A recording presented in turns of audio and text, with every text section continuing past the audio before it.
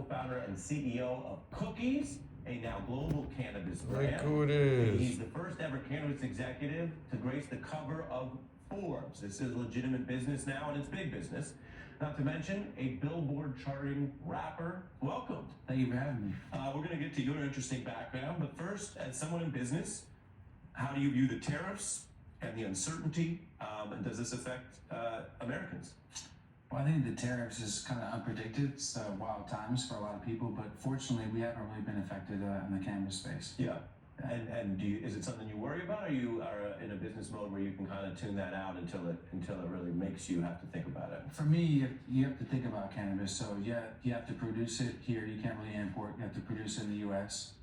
Also, not only do you have to produce in the U.S., you have to have it produced locally, state by state. So I think for us, especially as like a flower business where people really come to buy the flower, you have to think about the packaging being kind of like a smaller part of the bigger picture. So yeah.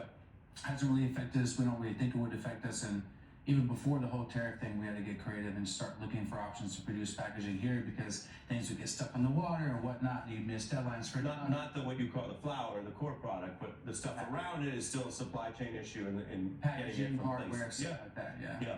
Do you ever see a shift, for example, from wine to cannabis? Because a lot of foreign wine and European wine, they're worried it could affect them in the long run. Possibly. I think that when it comes to cannabis, people want to smoke stuff locally grown. While I've been here in NYC, people are very prideful about having product produced right here in NYC. When you go to California, well, we think we have the best products. So I think that when it comes to actual cannabis and living plant, people like to produce it locally. So a farm-to-table cannabis experience, if you will. That's how it should be. You know, the history of the American drug war is long and tough, and we've covered it many times. This seems like the flip. What does it mean to you to have legitimate business, a legit product in these states, and hopefully enrich communities rather than deal with the cost of that drug war? Yeah, I think it's important, but I think that we still have a lot of things to do. Like safe banking is super important. The fact we can't bank is just crazy to me. You know, 2025. Explain that. Yeah, you can't put your money in the bank.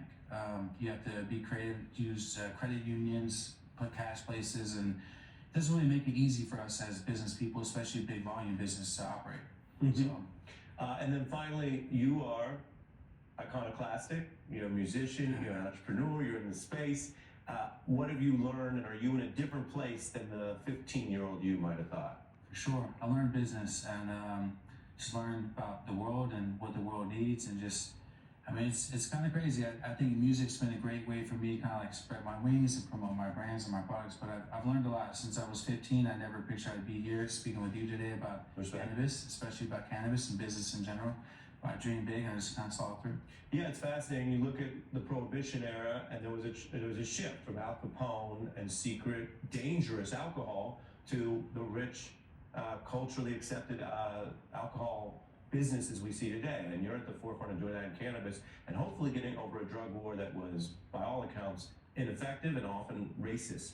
On a lighter note, as we finish the interview, I think you might be the perfect guest to take one of the beat lighters. Well, you know, not only will I take a beat lighter, but you know, I'm partnering with these guys at Big Lighter, so I think I can hook you up and get you better pricing. Oh yeah, yeah. You've been doing business during the interview. We love that. I love business, but yeah, shout out to people at Big, and I would definitely be using this, not for no cigarettes or anything like that. Respect. Berner, your beat debut and something a little different during these turbulent times. Thank you Sure. for coming on the beat. Thank you.